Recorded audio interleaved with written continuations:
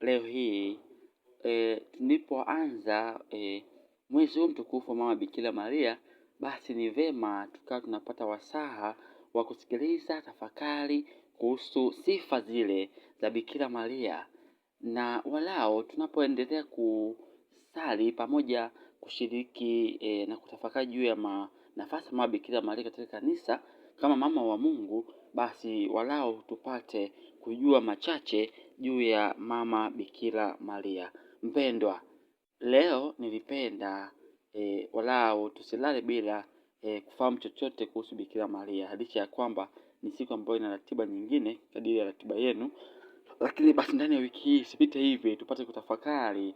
Ilibidi tuanze Jumamosi walao tupeane chochote kitu, basi naomba leo walao tufuatilie kidogo kwa wale ambao ni wapenzi wa Mama Bikira Maria. Leo nielekeze daima tafakari ya sifa hii ya Bikira Maria. Bikira Maria, mama wa neema ya Mungu. Bikira Maria, mama wa neema ya Mungu na sababu ya furaha yetu. Sifa hizi mbili. Bikira Maria ni mama wa neema ya Mungu na sababu ya furaha yetu. Ndugu zangu wapendwa, kama ilivyo ada yetu ya kutafakarishana baadhi ya sifa za mama yetu Bikira Maria katika mwezi huu wa Rozari au mwezi huu wa Bikira Maria unaojulikana kama mwezi wa ibada kwa Bikira Maria, mimi ndugu yenu nimechagua sifa hizi mbili mama yetu Bikira Maria ili aweze kuwashirikisha. Sifa hizo ya kwanza nimesema mama Bikira Maria, mama wa neema ya Mungu, na ya pili ndio hiyo sababu ya furaha yetu, kwamba mama Bikira Maria anakuwa ni chombo au neema, mama wa neema ya Mungu, sababu tumeona yeye alikuwa wa kwanza kupokea neema ile alipo ambiwa na malaika katika Injili ya Luka sura ya kwanza aya 28.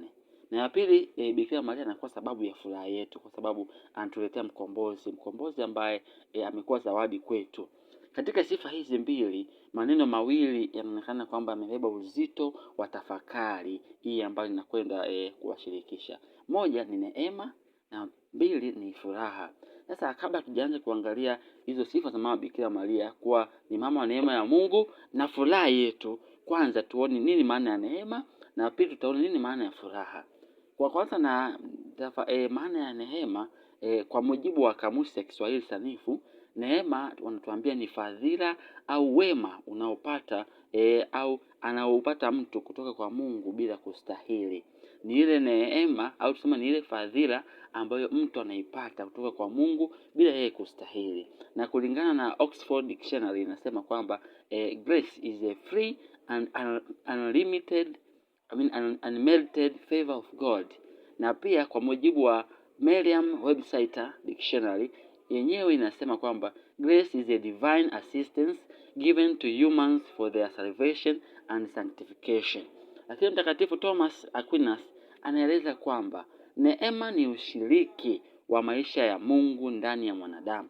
Ushiriki wa maisha ya Mungu ndani ya mwanadamu. Ushiriki wa maisha ya Mungu ndani ya mwanadamu. Mtakatifu Agustino anasisitiza kusema kwamba mwanadamu hawezi kuokoka bila neema ya Mungu. Na Karl Lena anatuambia naye anajaribu kutoa maana neema kwa kusema kwamba Mungu hujitoa mwenyewe kwa wanadamu, kwamba neema ni ile hali ya Mungu hujitoa mwenyewe kwa wanadamu. Hapa tulikuwa tunaangalia maana na meanings za hizi neno hili neema, lakini kwa upande wa pili furaha, kwa mujibu wa Oxford English Dictionary inasema furaha ni hali ya kujisikia vizuri sana au kuridhika kwa kiwango kikubwa. Mwanafalsafa mashuhuri Aristotle anatuambia furaha ni lengo kuu la maisha ya mwanadamu, ni maisha yaliyotimia na yenye maana, yaani the human ultimate end is happiness. Je, furaha hii inapatikana wapi? Mimi na wewe leo tunaweza tukajiuliza juu ya swali hili kwamba furaha hii ambayo ni kamilifu, je, inapatikana wapi? Mtakatifu Agustino anatoa jibu, anasema kwamba moyo wa mwanadamu hautulihi mpaka upate pumziko kwa Mungu. Kumbe ndiyo kusema furaha inapatikana kwa Mungu. Nilisoma siku moja kitabu kimoja na kufuatilia historia ya yule character au muhusika, kwamba alikuwa kijana mmoja pale parokia fulani X.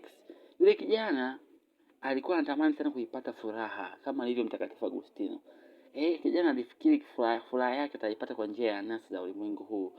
Katika mtaa ule kulikuwa na wasichana wengi wazuri, piskali nyingi kwa vijana wa sasa wanasema hivyo. Msichana yule mvulana alijaribu kutembea na wasichana wengi akiamini furaha yake itatimizwa ndanimo. Lakini alipita msichana wa kwanza, furaha ya kweli kuipata. Alitafuta msichana wale wa basketi za shule, hakupata furaha ya kweli. Alitafuta msichana mwenye miguu ya bia, hakupata furaha ya kweli. Alitafuta msichana anayevaa nusu sketi, hakupata furaha ya kweli.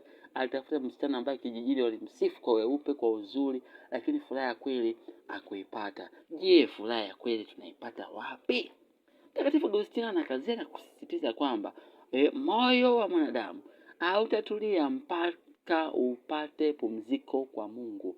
Kumbe ndio furaha inapatikana kwa Mungu. Ndugu zangu wote, baada ya kuona maana ya maneno hayo mawili, yani neema na furaha, sasa tuanze na sifa hiyo ya kwanza niliyoichagua, yani Bikira Maria, mama wa neema ya Mungu.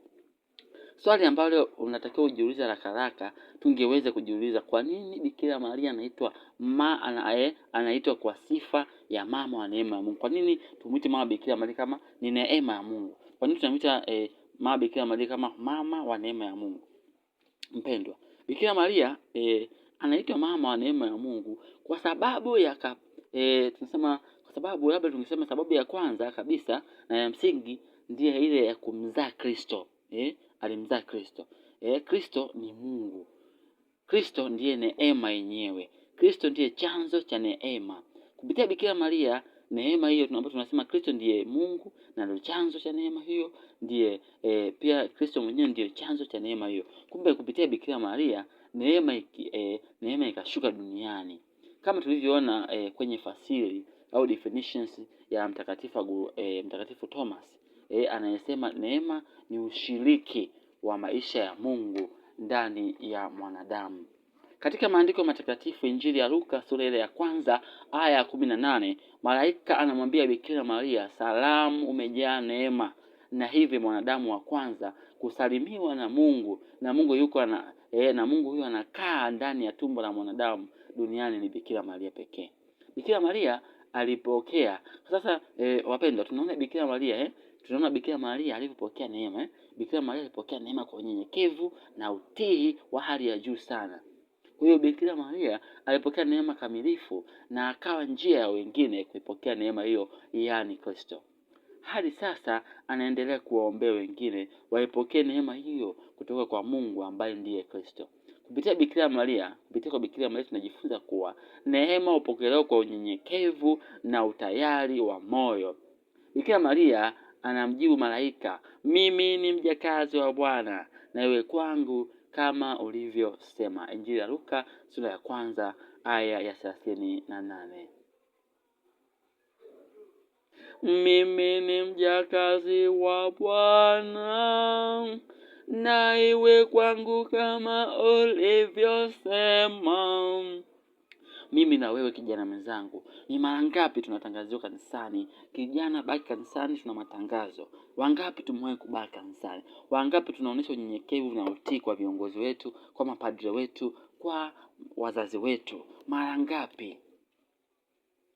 Tujifunze kutoka mama Bikira Maria neema hii ya kuwa nafasi ya kuwa neema au chombo cha kutuletea neema ulimwenguni, cha kutuletea ukombozi ulimwenguni, cha kutuletea baraka ulimwenguni. Tambua kwamba katika maisha yako wewe uwe sehemu ya furaha, uwe sehemu ya neema kwa ajili ya wengine, uwe taa na nuru kwa ajili ya wengine. Kijana, unapopata na wasaa kupata neno la Mungu, nenda ukawashirikishe wengine ambao bado hawajamtambua Kristo. Hiyo ndiyo sifa yetu ya kwanza.